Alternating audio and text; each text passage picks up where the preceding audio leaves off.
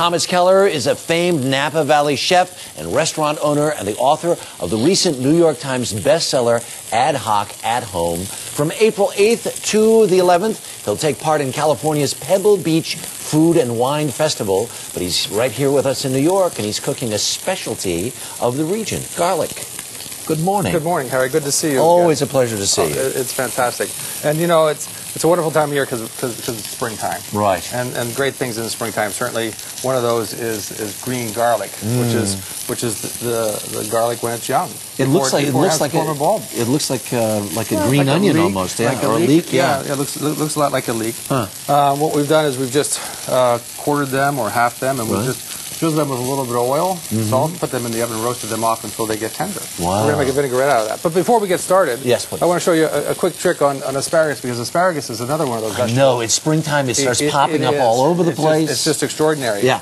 And one thing that we do here that I like is when we peel asparagus, of course, when it's a certain size like this, we want to be able to peel it. Yeah. And I have it elevated here, which helps us move it around and not have to break the asparagus. Sometimes when we're working right on top of the cutting board, we tend to break the asparagus. And see how easy it is for me to turn the asparagus as I'm peeling it. And of course, I have some paper underneath it which catches the trimming. So when I'm done, I can just ball it up, throw it away, and I'm ready to go. Genius. We've got some asparagus which we've peeled here. Look at that. We're going to big pot blanch it. Okay.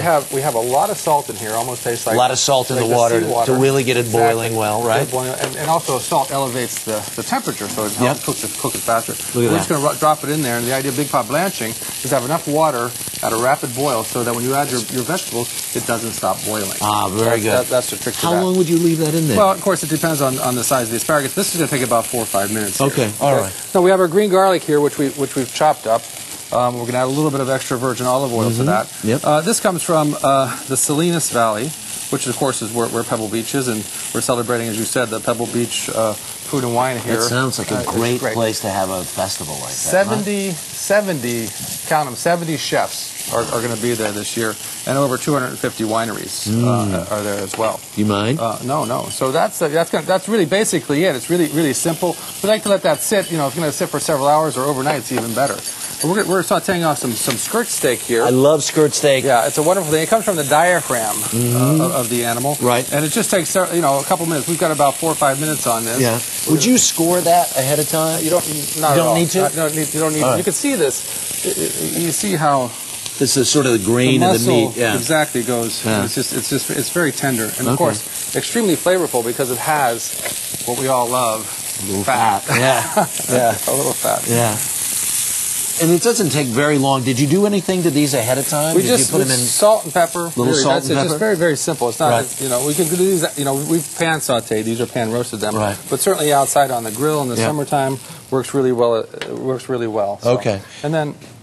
What'd you do here? Well, we have a little bit. We have just going to brighten up our green garlic vinaigrette with some tops from scallions, which we have here, and we can go ahead and just spoon that over the. You're going to trust me to do this? Of course. I mean, this anybody can do. This is one of the wonderful things about Hoc At Home is the techniques are really simple, but also it teaches you some things as well. As I said, like the asparagus. We also like to just put a little bit of gray salt on there. What do you think? I think it looks lovely. And then here we have our asparagus with a little bit of chopped shallots and some extra virgin olive oil. We're just going to squeeze a little lemon on it. Right. Now, there's a bowl of ice water over there. Is that the idea? Once you've done the blanching? Once we've done the blanching, we can just shock it. You really want to shock it cold. Exactly. Unless, of course, you're going to eat them warm. Right. Then you just take them out and you're done.